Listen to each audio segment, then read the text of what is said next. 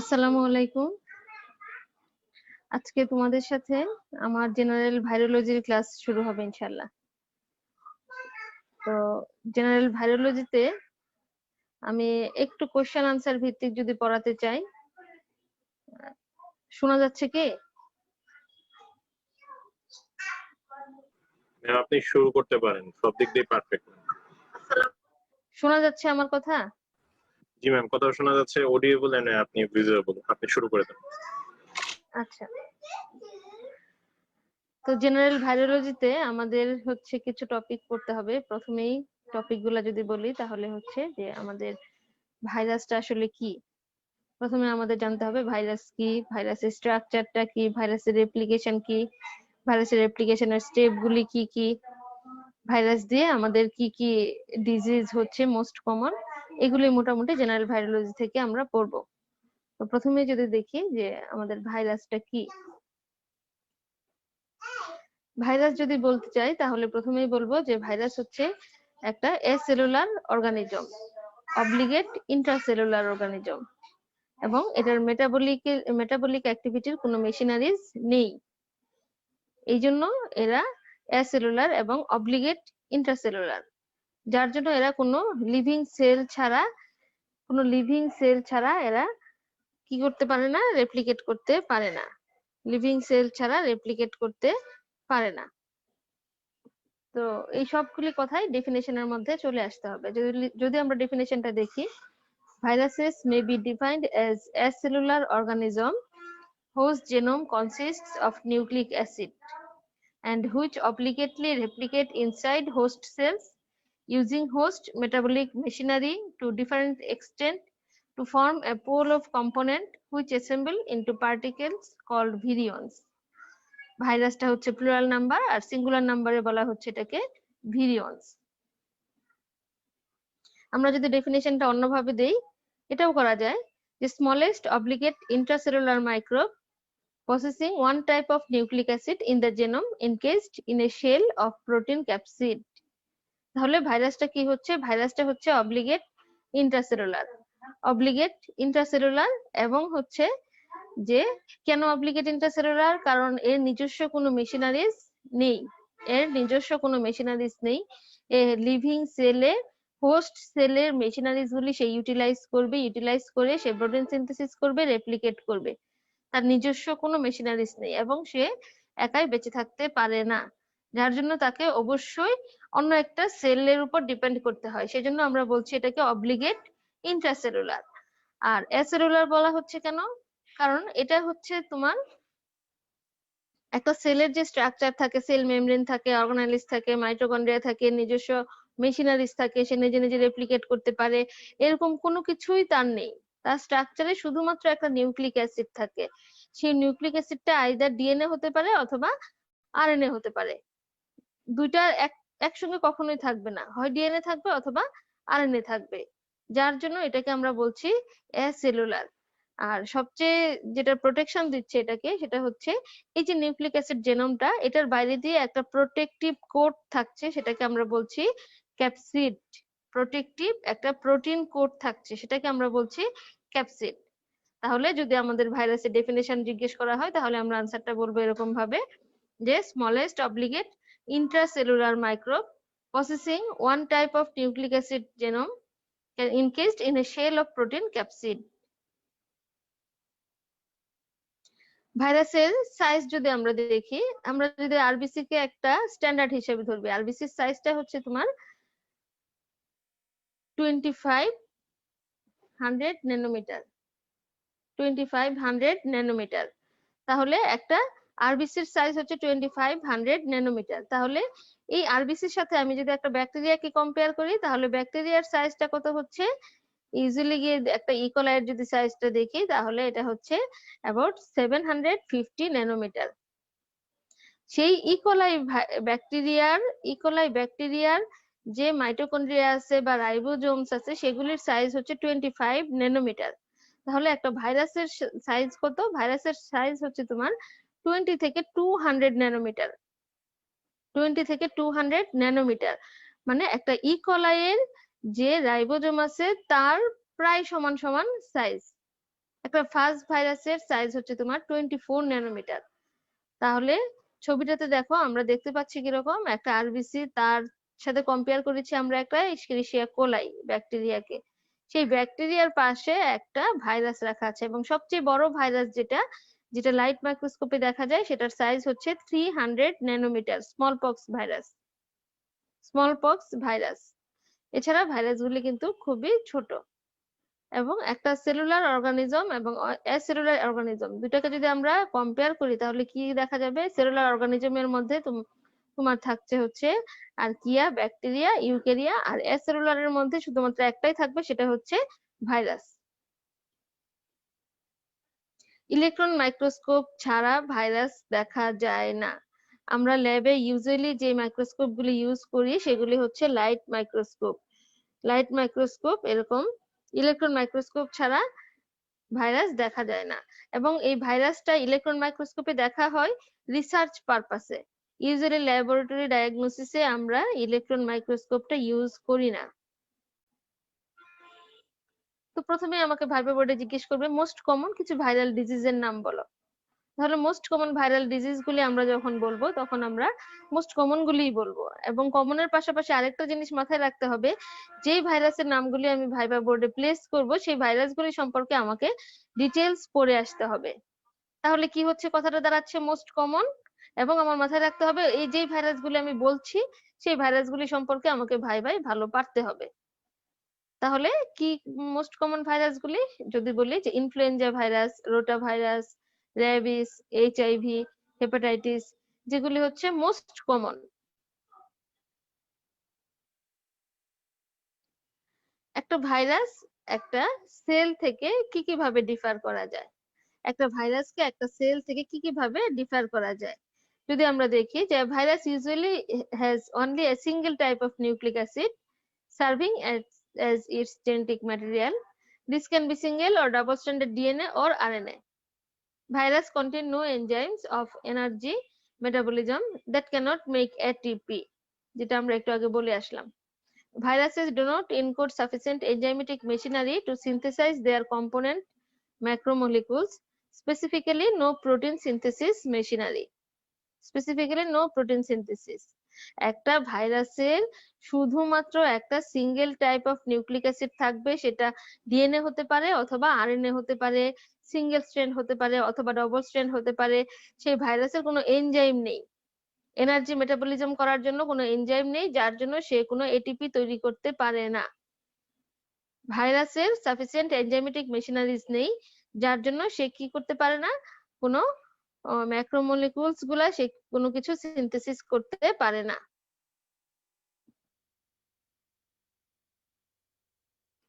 এরপরে আমাদেরকে যে কোশ্চেনটা জানতে হবে সেটা হচ্ছে একটা ভাইরাস এবং সেলের ডিফারেন্স গুলা কিন্তু আমরা এতক্ষণে মোটামুটি পেয়ে এসেছি।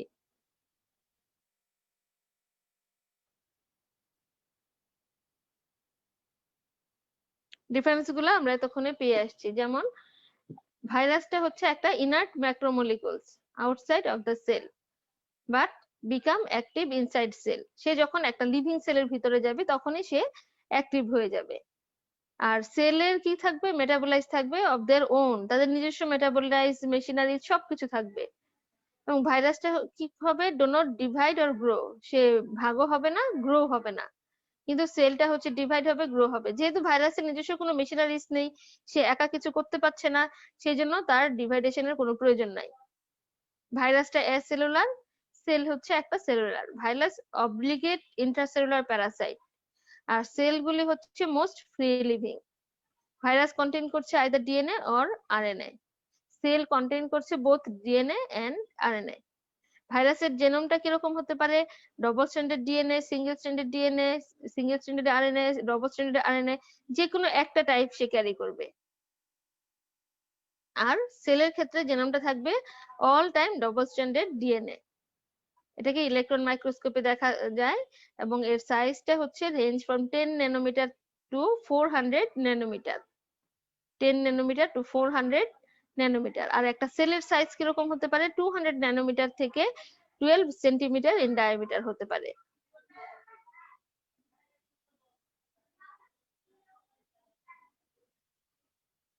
তাহলে এই পর্যন্ত আমরা কি শিখলাম? একটা ভাইরাসের ডেফিনেশন এবং সেল আর ভাইরাসের মধ্যে ডিফারেন্স করলাম। এরপরে আমাদের যেটা আসবে সেটা হচ্ছে একটা ভাইরাসের স্ট্রাকচার। একটা ভাইরাসের স্ট্রাকচারে কি কি থাকে সেটা আমাদেরকে খুব ভালো করে মনে রাখতে হবে। খুব ভালো করে মনে রাখতে হবে। ভাইভা বোর্ডে বসলেই প্রথম কোশ্চেনটা হবে একটা ভাইরাসের স্ট্রাকচারটা বলো। তাহলে একটা ভাইরাসের স্ট্রাকচার যদি দেখি আমরা, বলার সময় আমাদেরকে খেয়াল রাখতে হবে আমরা ইনওয়ার্ডস টু আউটওয়ার্ডস বলছি অথবা আউটওয়ার্ডস টু ইনওয়ার্ডস বলছি, এটা আমাদেরকে খেয়াল করে বলতে হবে। যদি আমি ইনওয়ার্ডস টু আউটওয়ার্ডস বলি তাহলে কিরকম হবে? জেনোম, দেন ক্যাপসিড, দেন এনভেলাপ। এনভেলাপ সবারই থাকে না, কারোর থাকে কারোর থাকে না। তাহলে কম্পালসারি কি কি থাকবে? জেনোম থাকবে এবং ক্যাপসিড থাকবে। জেনোমটা কিরকম? আরএনএ হতে পারে অথবা ডিএনএ হতে পারে, যেটা আমরা একটু আগে বলে এসেছি। এরপরে থাকবে ক্যাপসিড। ক্যাপসিডটা প্রোটিন দিয়ে তৈরি, পলিপেপটাইড দিয়ে তৈরি, এবং এর বাইরে থাকে এনভেলাপ। ক্যাপসিডের যে ছোট ছোট ইউনিট গুলি আছে সেগুলিকে বলা হচ্ছে ক্যাপসোমিয়ার। ক্যাপসিডের যে ছোট ছোট ইউনিট গুলি থাকে সেগুলিকে বলা হচ্ছে ক্যাপসোমিয়ার।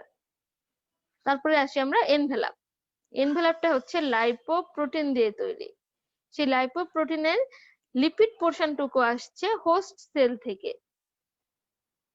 লিপিড পোর্শনটুকু আসছে হোস্ট সেল থেকে, আর প্রোটিন পোর্শনটুকু আসছে ভাইরাস থেকে। তাহলে আমরা বলতে পারি যে এনভেলাপের যে লাইপোপ্রোটিন পোর্শনটুকু, লিপিডটা হোস্ট সেল থেকে আসছে এবং প্রোটিনটা হচ্ছে ভাইরাস স্পেসিফিক। যে ভাইরাস ওখানে রেপ্লিকেট করবে সেই ভাইরাস থেকে আসবে প্রোটিনটুকু, আর লিপিডটুকু আসবে হোস্ট সেল। এখন প্রশ্ন হচ্ছে হোস্ট সেলের কোথায় থেকে আসবে? হোস্ট সেলের সেল মেমব্রেন থেকে আসতে পারে, গলজি কমপ্লেক্সের মেমব্রেন থেকে আসতে পারে, অথবা এন্ডোপ্লাজমিক রেটিকুলাম থেকে আসতে পারে। মোস্ট অফ দ্য ভাইরাসের এনভেলাপটা আসে প্লাজমা মেমব্রেন থেকে অথবা সেল মেমব্রেন থেকে। শুধু আমরা যদি এক্সাম্পল দিতে চাই তাহলে ভ্যাকসিনিয়া ভাইরাস আছে যার এন্ডোপ্লাজমিক রেটিকুলাম থেকে আসে হচ্ছে এনভেলাপটা। এটা আমাদেরকে এক্সেপশন হিসেবে মনে রাখতে হবে।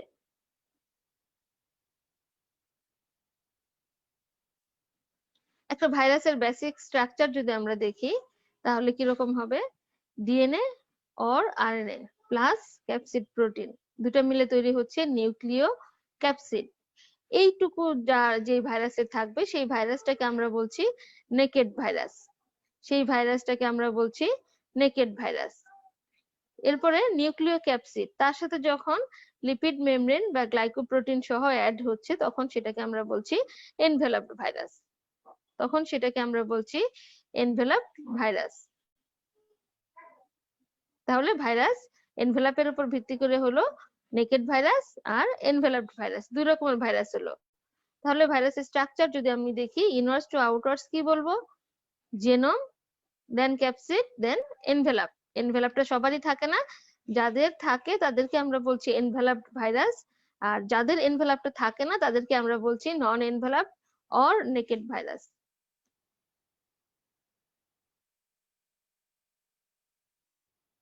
এই ফিগারটা তোমাদের পরীক্ষায় অনেক সময় আঁকাতে হয়। ভিতরে একটা নিউক্লিয় ক্যাপসিড দিলা, বাইরে দিলা ক্যাপসোমিয়ার বা ক্যাপসিড, তার বাইরে যার এনভেলাপ আছে তার এনভেলাপ দিলা। অনেকের আবার স্পাইক থাকে, তার স্পাইকও দিতে পারো। যেমন বর্তমানে বিশ্বে যে করোনা ভাইরাস চলছে তার কিন্তু প্রচুর স্পাইক আছে, তার এনভেলাপের বাইরে দিয়ে স্পাইক আছে। তাহলে এরকম একটা ছবি আমাদের ড্র করা শিখতে হবে রিটেন পরীক্ষার জন্য। এক একটা ভাইরাস এক এক রকমের শেপ হতে পারে, হেলিক্যাল শেপ হতে পারে, সার্কামফারেন্সিয়াল হতে পারে, বিভিন্ন রকমের শেপের হতে পারে। ভাইরাস কি দিয়ে তৈরি? এটা বিভিন্ন ভাবে কোশ্চেনটা আসতে পারে, যেটা আমরা পড়ে ফেলেছি। ভিতরে থাকতেছে নিউক্লিক অ্যাসিড, যেটা প্রোটিন এবং সামটাইমস লিপিড দিয়ে তৈরি। নিউক্লিক অ্যাসিডের বাইরে থাকছে প্রোটেক্টিভ প্রোটিন কোট, যেটাকে বলা হচ্ছে ক্যাপসোমিয়ার বা ক্যাপসিড। এর বাইরে থাকছে এনভেলাপ, এবং এনভেলাপটা লাইপোপ্রোটিন দিয়ে তৈরি।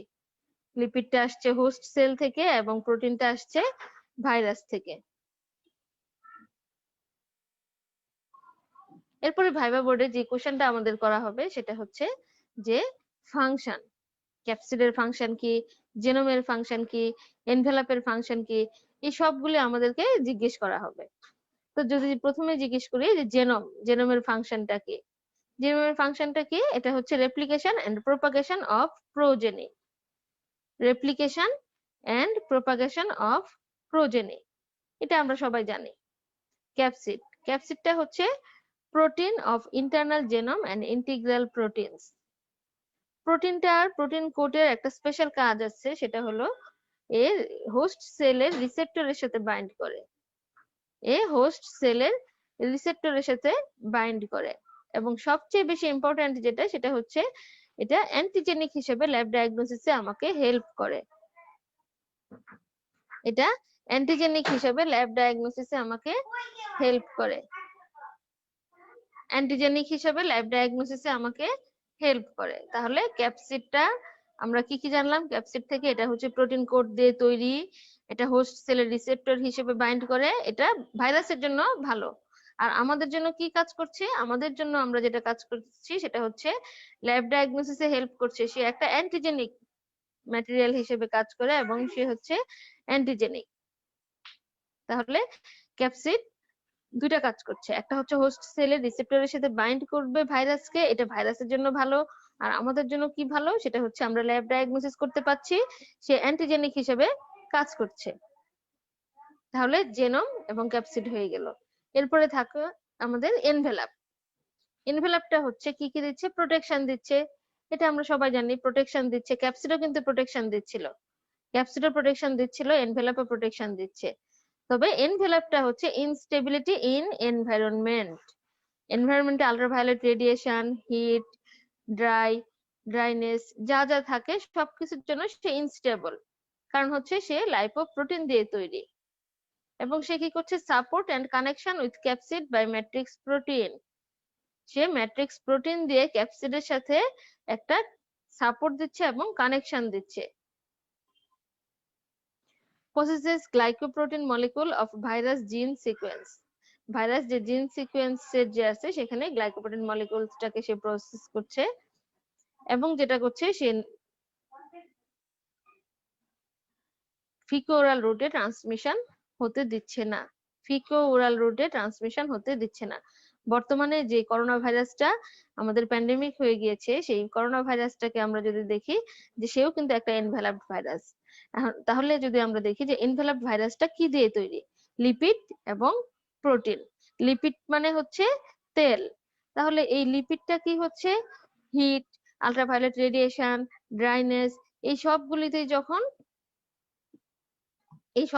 যখন হচ্ছে তোমার লিপিডের এক্সপোজারে আসতেছে, তখন কি হচ্ছে? লিপিডটা নষ্ট হয়ে যাচ্ছে।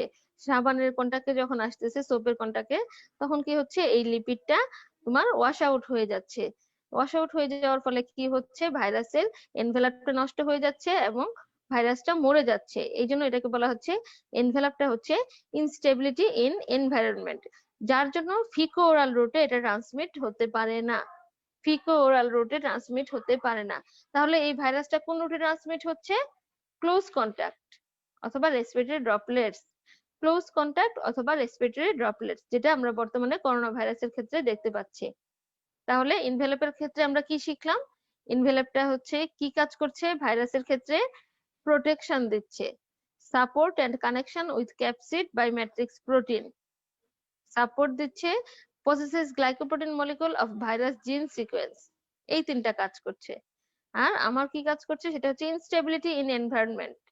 এনভায়রনমেন্টে সে ইনস্টেবল হয়ে যাচ্ছে, যার জন্য এটা ফিকো ওরাল রুটে ট্রান্সমিট হচ্ছে না, বাট এটা কি ক্লোজ কন্টাক্টে এবং রেসপিরেটরি ড্রপলেটস এর মাধ্যমে এটা ট্রান্সমিট হতে পারে। তাহলে রোল অফ ডিফারেন্ট স্ট্রাকচারস, এটা আমাদের অবশ্যই জানতে হবে এবং পারতে হবে ভাই ভাই।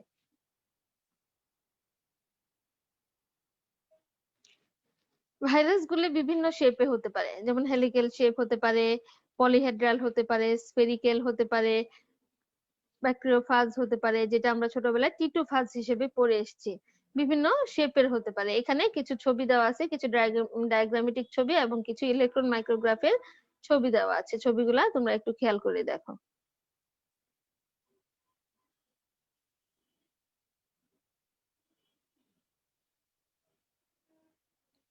তাহলে আমরা ভাইরাসের ডেফিনিশন পড়লাম, একটা সেলের সাথে ভাইরাসের পার্থক্য পড়লাম, ভাইরাসের স্ট্রাকচার পড়লাম এবং কোন স্ট্রাকচারের কি কি কাজ এবং কি কোনটা কি কাজে লাগে সেটা আমরা দেখলাম। এরপরে আমাদেরকে কিছু ডেফিনেশন জানতে হয়, ভাইবা বোর্ডে এই ডেফিনেশন গুলি আমাদেরকে পারতে হয়। তো প্রথমে যে ডেফিনেশনটা সেটা হচ্ছে ডিফেক্টিভ ভাইরাস। আমরা একটা কথা বলেছি একটু আগে তোমাদেরকে, সেটা হচ্ছে ভাইরাস যেটা আমরা বলছি সেটা হচ্ছে প্লুরাল নাম্বার এবং সিঙ্গুলার নাম্বার এটার নাম হচ্ছে ভিরিয়ন। সিঙ্গুলার নাম্বারে এর নাম হচ্ছে ভিরিয়ন। তাহলে প্রথমে যে ডেফিনেশনটা আমরা পড়বো সেটা হচ্ছে defective virus. Defective virus are composed of viral nucleic acid and proteins.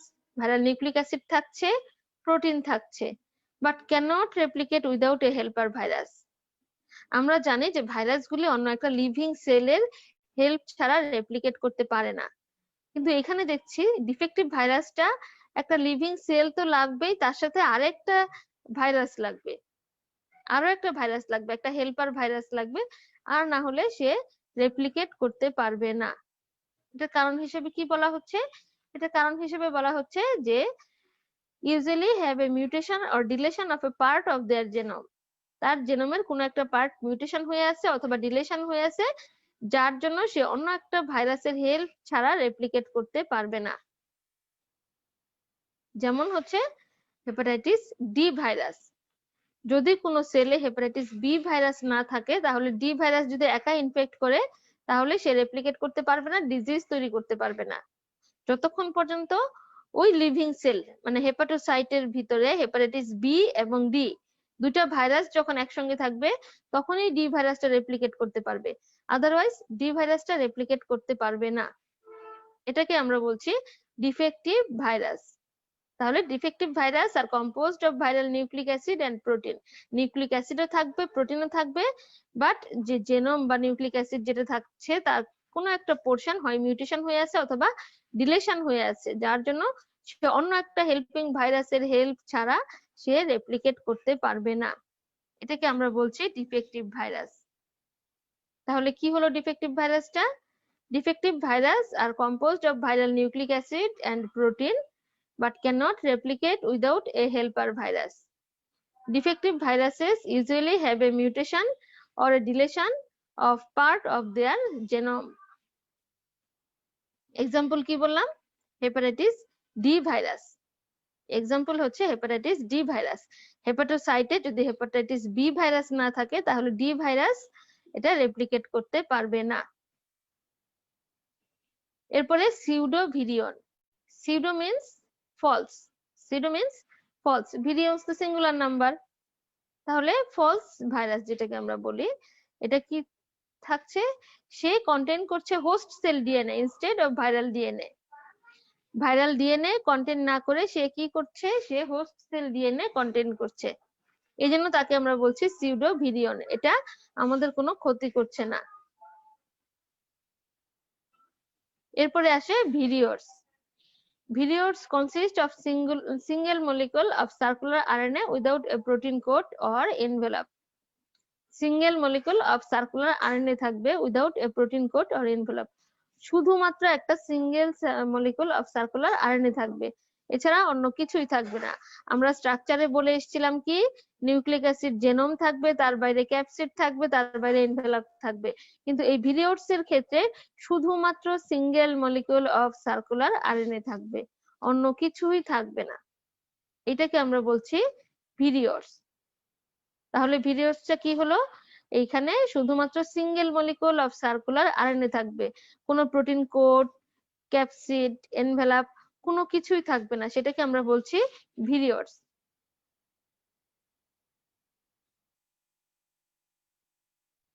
এরপর আসে প্রিয়ন। প্রিয়নটা দেখো, প্রিয়নটা কিন্তু তোমাদের শর্ট নোট হিসেবে আসে, আবার অনেক সময় ভাইভাতে জিজ্ঞেস করা হয়। যদি এখানে শর্ট নোট হিসেবে আসে তাহলে আমরা বলবো যে এটা কি দিয়ে তৈরি? এটা সোলিলি অন প্রোটিন দিয়ে তৈরি, পারহ্যাপস লিপিডস, কখনো লিপিড থাকতে পারে। মানে এক কথায় যেটা বলবো সেটা হচ্ছে it's consists of solely of protein, এটা শুধুমাত্র প্রোটিন দিয়ে তৈরি। এটা কি কি কিছু ডিজিজ করে, কিছু ডিজিজের জন্য এটা খুব ইম্পর্টেন্ট, যেমন পুরু, স্ক্র্যাপি, ম্যাড কাউ ডিজিজ, এই ডিজিজ গুলির জন্য এই প্রিয়নটা খুব ইম্পর্টেন্ট। এবং এটার এই প্রিয়ন স্টাডি করার জন্য 2 জন নোবেল প্রাইজ অ্যাওয়ার্ডেড হয়েছেন। তাহলে প্রিয়নটা যদি আমরা শর্ট নোট হিসেবে দেখি, তাহলে প্রিয়ন সম্পর্কে আমরা কি কি বলবো? যে hypothesized identify of the unconventional slow virus, যেমন পুরো, স্ক্র্যাপি, mad cow disease. No nucleic acid is known to be required for prion function. They are thought to many to consist solely of proteins and perhaps of lipids. Study of these agents has resulted in 2 Nobel Prize awards. Virus আর ব্যাকটেরিয়ার এই পার্থক্যটা তোমাদের রিটেনে আসে, ভাইভাতেও জিজ্ঞেস করা হয়। রিটেনেও আসে এবং ভাইভাতেও জিজ্ঞেস করা হয়। আমরা এজ ইউজুয়াল অনেক কিছু পড়ে এসেছি এর মধ্যে। বলো তো কি কি বলা যায়? প্রথমে সাইজ বলা যেতে পারে, তারপরে লাইট সাইজ সাথে সাথে চলে আসবে, লাইট মাইক্রোস্কোপে দেখা যায় অথবা দেখা যায় না। জেনোমটা কিরকম? একজনের হচ্ছে আইদার ডিএনএ আর আরএনএ, আরেকজনের হচ্ছে বোথ ডিএনএ আরএনএ থাকবে। ভাইরাসের সেল ওয়াল নেই, ভাইরাস তো অ্যাসেলুলার। হ্যাঁ, অ্যাসেলুলার মানে হচ্ছে ব্যাকটেরিয়ার সেল স্ট্রাকচারে যা যা থাকে ভাইরাসের সেল স্ট্রাকচারে তার কিছুই নেই। সেল ওয়াল নেই, সেল এনভেলপ নেই, রাইবোজোম নেই, এনজাইম নেই। হ্যাঁ, এই কোনো কিছুই ভাইরাসের মধ্যে নেই। এই সবকিছুই থাকে কার মধ্যে? ব্যাকটেরিয়ার মধ্যে। তাহলে এগুলি সব বলা যাবে। এরপরে আমরা ব্যাকটেরিয়া কালচার করি ল্যাবে অর্ডিনারি মিডিয়াতে। সেই মিডিয়াতে ব্যাকটেরিয়া কালচার করা যাচ্ছে, কিন্তু ভাইরাস কালচার করা যাচ্ছে না। ভাইরাসের জন্য কি দরকার? লিভিং সেল দরকার। আমরা আগেই বলে আসছি যে এটা হচ্ছে অব্লিগেট ইন্ট্রাসেলুলার, এটা হচ্ছে অব্লিগেট ইন্ট্রাসেলুলার এবং এটা হচ্ছে লিভিং সেল। লিভিং সেল ছাড়া এটা মাল্টিপ্লাই করতে পারে না। অ্যান্টিমাইক্রোবিয়ালস অ্যাক্টিভিটি, অ্যান্টিমাইক্রোবিয়ালস অ্যাক্টিভিটি ব্যাকটেরিয়ার ক্ষেত্রে কাজ করবে, কিন্তু ভাইরাসের ক্ষেত্রে কোনো অ্যান্টিমাইক্রোবিয়াল অ্যাক্টিভিটি কাজ করবে না। এখানে টেবিল আকারে সুন্দর একটা পার্থক্য দিয়ে দেওয়া হয়েছে। ব্যাকটেরিয়া, ভাইরাস, ভিরিয়স, প্রিয়ন্স, এই সবগুলোর ডিফারেন্স দিয়ে দেওয়া হয়েছে। তাহলে এখানে কি কি পয়েন্ট আমরা উল্লেখ করতে পারি? একটা হচ্ছে লেন্থ, ওয়েট, নিউক্লিক অ্যাসিড, হ্যাঁ, প্রোটিন, তারপরে হচ্ছে সেলুলার। সেলুলার যদি বলি, শুধু ব্যাকটেরিয়াটা হচ্ছে সেলুলার, আর বাকি ভাইরাস, ভিরিয়স, প্রিয়ন্স এই সবগুলি অ্যাসেলুলার। রাইবোজোম কার আছে? শুধুমাত্র ব্যাকটেরিয়ার আছে, আর বাকি তিনটারই অ্যাবসেন্ট। গ্রোথ যদি হয় সেলফ গ্রোথ বা সেলফ রেপ্লিকেটিং, তাহলে শুধুমাত্র ব্যাকটেরিয়া আছে, ভাইরাসের ক্ষেত্রে সেটা নাই। যে পার্থক্যগুলো আমরা আগেই পড়ে আসছি।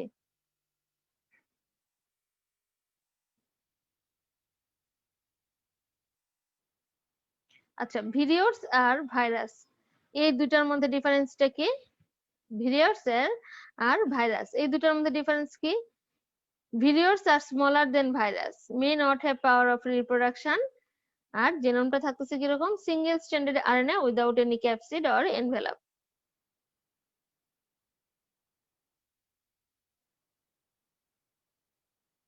একটা প্রিয়নের সাথে একটা ভাইরাস পার্টিকেলের কি কি ডিফারেন্স থাকতে পারে?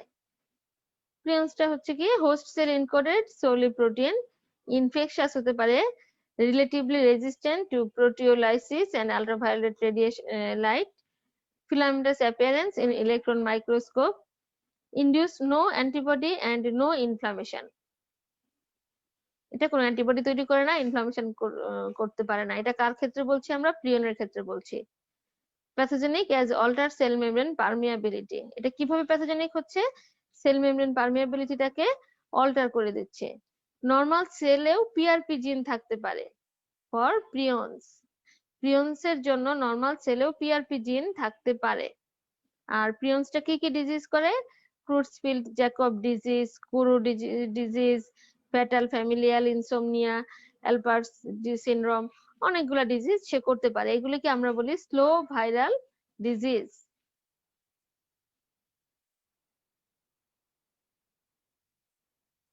তাহলে কি কি গেল আমাদের?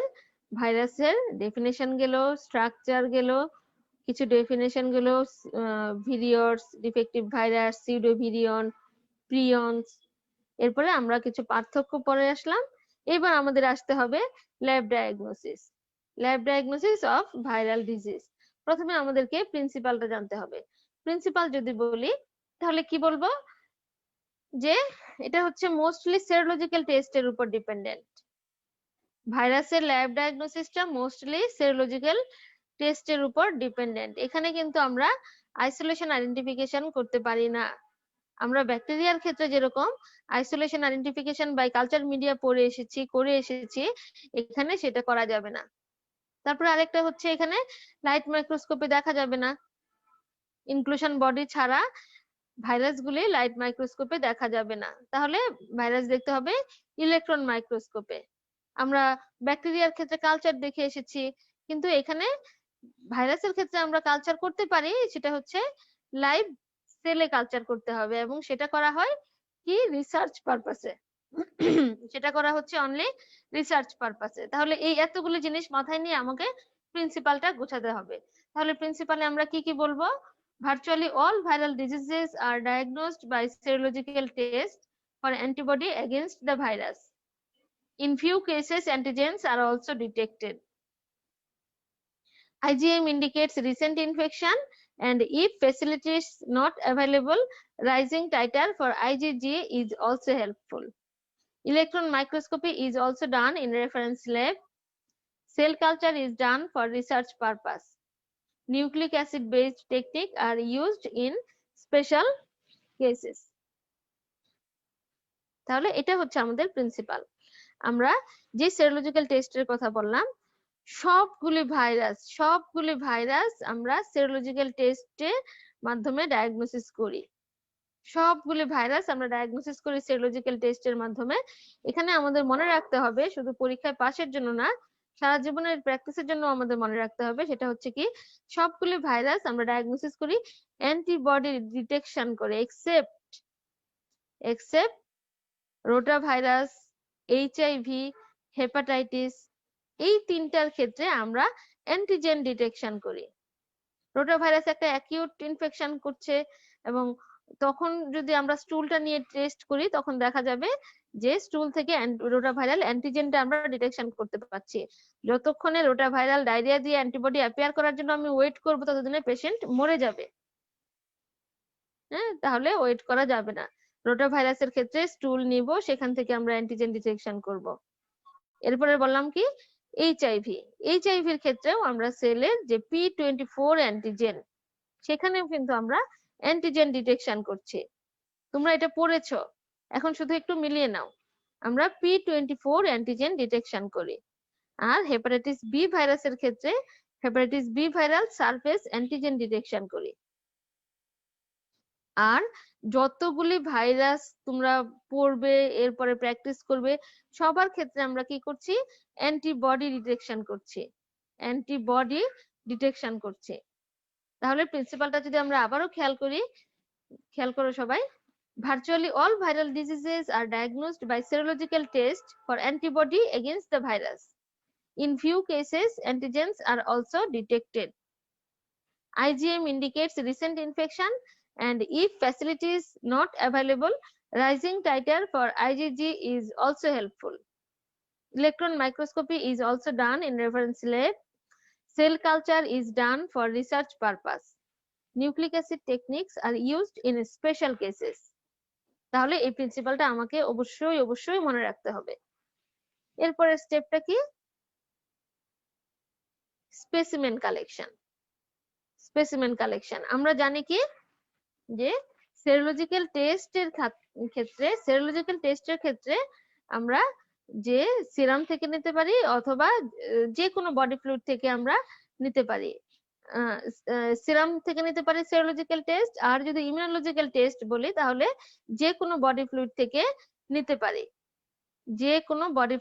আমরা নিয়ে আমরা টেস্টটা করতে পারি। তাহলে সেরোলজিক্যাল টেস্টের ক্ষেত্রে আমরা স্পেশালি কি করছি? ব্লাড নিচ্ছি, নিয়ে সেখান থেকে সেরামটাকে আলাদা করে আমরা টেস্ট করব। আর এছাড়াও আমরা ইমিউনোলজিক্যাল টেস্ট করতে পারি, বিভিন্ন বডি ফ্লুইড নিতে পারি। যেমন একটু আগে আমি বললাম তোমাদেরকে, রোটা ভাইরাসের ক্ষেত্রে আমরা স্টুল নিতে পারি, সেখানে কিন্তু আমরা অ্যান্টিজেন ডিটেকশন করছি, সেখানে আমরা বলছি ইমিউনোলজিক্যাল টেস্ট। এরপরে মাইক্রোস্কোপিক এক্সামিনেশন। যেহেতু প্রথমেই আমরা বলে এসেছি লাইট মাইক্রোস্কোপে দেখা যায় না, ইলেকট্রন মাইক্রোস্কোপে করা হয়, এবং ইলেকট্রন মাইক্রোস্কোপটা আমরা তখনই করি স্পেশাল রিসার্চ পারপাসে। আমরা ল্যাব ডায়াগনোসিসে ইলেকট্রন মাইক্রোস্কোপটা ইউজ করি না। তবে এখানে একটু কথা আছে, লাইট মাইক্রোস্কোপে যেমন কোনো ভাইরাস ইনক্লুশন বডি তৈরি করে, সেই ক্ষেত্রে আমাদের লাইট মাইক্রোস্কোপে সেই ইনক্লুশন বডিগুলো আমরা দেখতে পারি, যেটা আমাদের ল্যাব ডায়াগনোসিসে হেল্পফুল হতে পারে। Isolation in cell culture. Isolation আমরা ব্যাকটেরিওলজিতে যেরকম পড়ে এসেছি আইসোলেশন বাই কালচার মিডিয়া, এখানে কিন্তু isolation in cell culture, living সেলে আমাদের এটা কালচার করতে হয়, এবং সেটা আমরা ল্যাব ডায়াগনোসিসে করি না, আমরা করি এটা রিসার্চ পারপাসে, only in research purpose. Immunological test. Immunological test mostly for antibody, যেমন anti hepatitis A virus, anti hepatitis C virus, anti dengue, anti rubella, এগুলি সবই মোটামুটি ইমিউনোলজিক্যাল টেস্টের মাধ্যমে করা হয়ে থাকে। এছাড়া আরেকটা যেটা রয়ে গেছে সেটা হচ্ছে নিউক্লিক অ্যাসিড বেসড টেকনিক, এটাও করা হয়ে থাকে।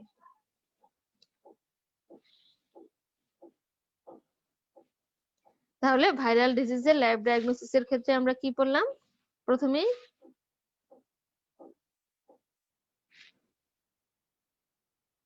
প্রথমেই বললাম হচ্ছে প্রিন্সিপাল, তারপরে specimen collection, microscopic examination, isolation in cell culture, immunological test এবং নিউক্লিক অ্যাসিড বেসড টেকনিক। তাহলে যে কোনো ভাইরাসের ক্ষেত্রে যদি আমরা ল্যাব ডায়াগনোসিস পরীক্ষায় আসে, প্রিন্সিপাল সবার ক্ষেত্রেই এই একটাই আমরা বলে ফেলবো। প্রিন্সিপাল সব ভাইরাসের ল্যাব ডায়াগনোসিসে এই একটাই বলে ফেলবো। স্পেসিমেন কালেকশন আমরা একটু মনে করে বলবো কার ক্ষেত্রে সিরাম নিলাম, কার ক্ষেত্রে স্টুল নিলাম। হ্যাঁ, বেশিরভাগই ভাইরাসের ক্ষেত্রে আমরা ব্লাড নিচ্ছি সেরামের জন্য। এরপরে মাইক্রোস্কোপিটা সবার ক্ষেত্রে একই রকম লিখতে হবে, আইসোলেশন ইন সেল কালচার এটাও সবার ক্ষেত্রে একই রকম লিখতে হবে। ইমিউনোলজিক্যাল টেস্টটা ভাইরাস টু ভাইরাস আমাদের আলাদা হবে। তাহলে রিটেনে লেখার সময় আমরা যদি এই ফরম্যাটটা মনে রাখি, তাহলে আমাদের রিটেনে লিখতে গেলে খুব হেল্পফুল হবে।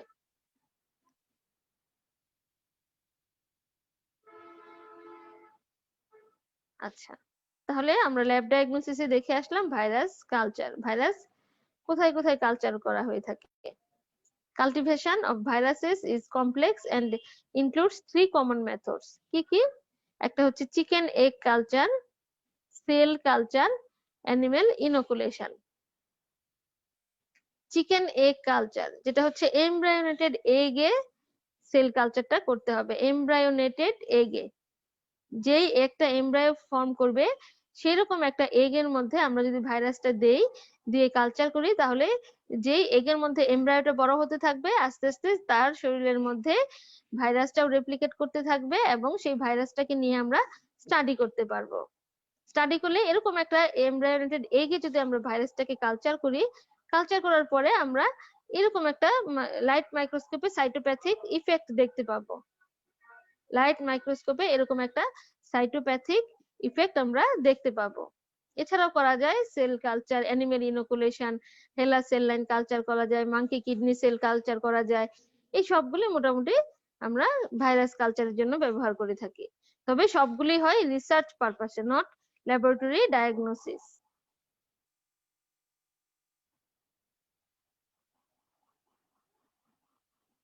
কি তোমাদের খুব কঠিন লাগছে আমার পড়া?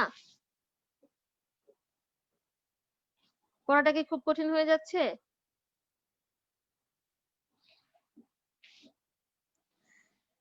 তাহলে এরপরে আমাদের আজকে আর বেশি দূর যাব না, আজকে আমরা ক্লাসিফিকেশনটা বলেই আজকে ক্লাসটা শেষ করে দিব। তো ক্লাসিফিকেশনটা, ভাইরাসের ক্লাসিফিকেশনটা তোমাদের লেঞ্জ রিভিউ যে বইটা আছে, লেঞ্জের রিভিউ মাইক্রোবায়োলজি বইটা আছে, সেই বইয়ে তোমাদের ক্লাসিফিকেশনটা খুব সুন্দর করে দেওয়া আছে।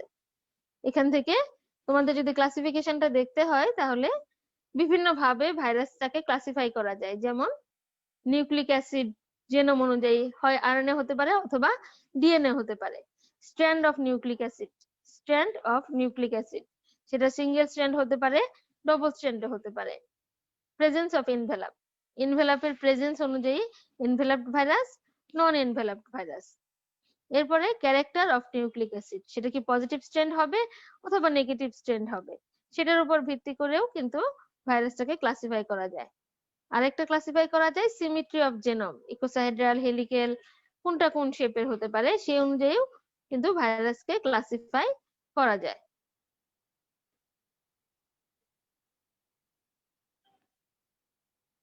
তোমাদের এখানে আরেকটা জিনিস আমি বলে রাখি, সেটা হচ্ছে তোমাদের যে ভাইরাস গুলি আমরা পড়েছি, এনভেলাপড ভাইরাস এবং নন এনভেলাপড অর নেকেড ভাইরাস, এই ভাইরাস গুলি কি কি ভাবে তোমার ট্রান্সমিশন হয়, কোন ভাইরাসটা কোন রুটে ট্রান্সমিশন হয়, এটা আমাদের খুব মনে রাখতে হবে।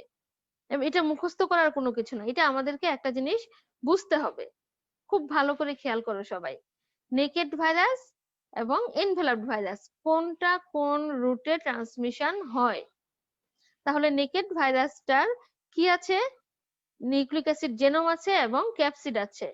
আর এনভেলাপড ভাইরাসের নিউক্লিক অ্যাসিড আছে, ক্যাপসিড আছে, এনভেলাপ আছে, তিনটা জিনিস আছে। আর এনভেলাপটা কি দিয়ে তৈরি, লাইপোপ্রোটিন, লিপিড আছে, যে লিপিডটা খুব তাড়াতাড়ি নষ্ট হয়ে যায়, হিট, রেডিয়েশন, ডেসিকেশন, যে কোনো কিছুতেই খুব দ্রুত নষ্ট হয়ে যায়, যার জন্য সে এনভায়রনমেন্টে আনস্টেবল, এনভায়রনমেন্টে টিকতে পারে না। এটুকু আমরা জানি, তাই না?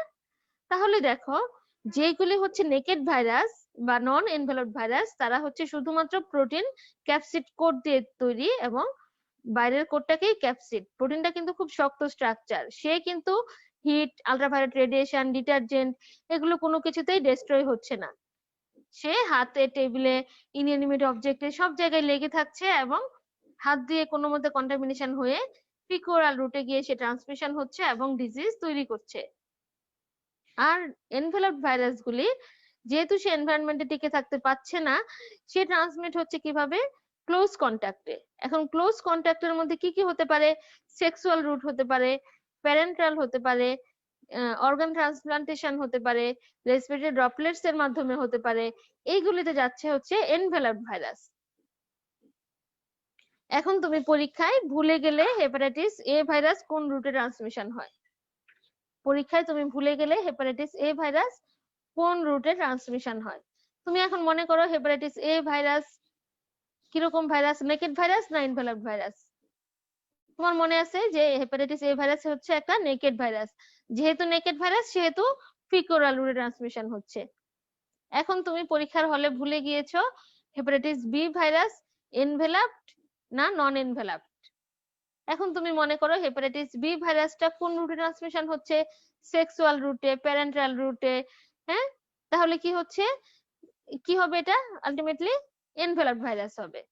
তাহলে এটা কিন্তু একটা খুব কমন একটা জিনিস, যেটা আমাদেরকে অবশ্যই অবশ্যই মনে রাখতে হবে, যে নেকেড ভাইরাস গুলি ট্রান্সমিশন হচ্ছে ফিকোরাল রুটে আর এনভেলপড ভাইরাস গুলি ট্রান্সমিশন হচ্ছে ক্লোজ কন্টাক্টে।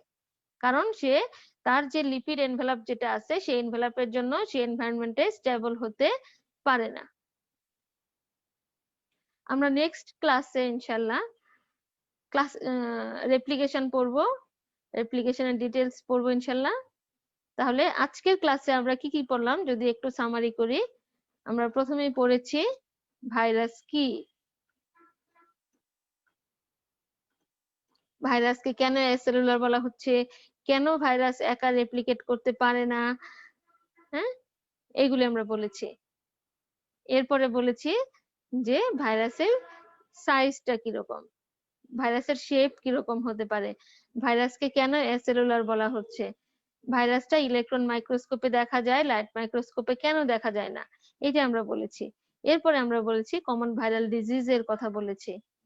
এরপরে আমরা কিছু ডেফিনেশন বলেছি, কিছু পার্থক্য বলেছি, ভাইরাসের সাথে একটা ব্যাকটেরিয়ার পার্থক্য, ভাইরাসের সাথে একটা ভিরিয়ডের পার্থক্য, প্রিয়নের পার্থক্য, এগুলো বলেছি। ভাইরাসের একটা স্ট্রাকচার বলেছি, হ্যাঁ, নেকেড ভাইরাসের স্ট্রাকচারটা কিরকম হবে, এনভেলপড ভাইরাসের স্ট্রাকচারটা কিরকম হবে।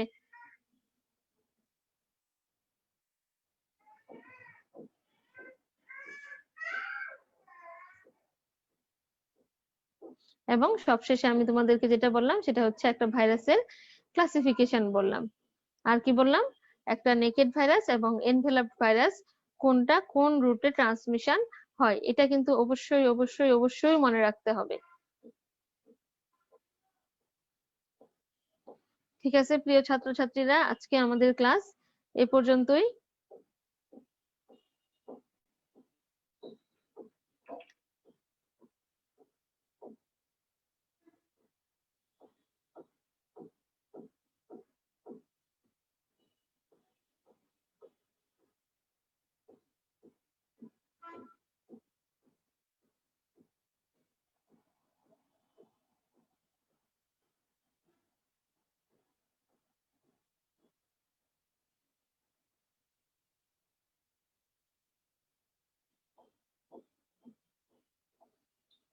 তাহলে আজকে ক্লাস আমাদের এই পর্যন্তই।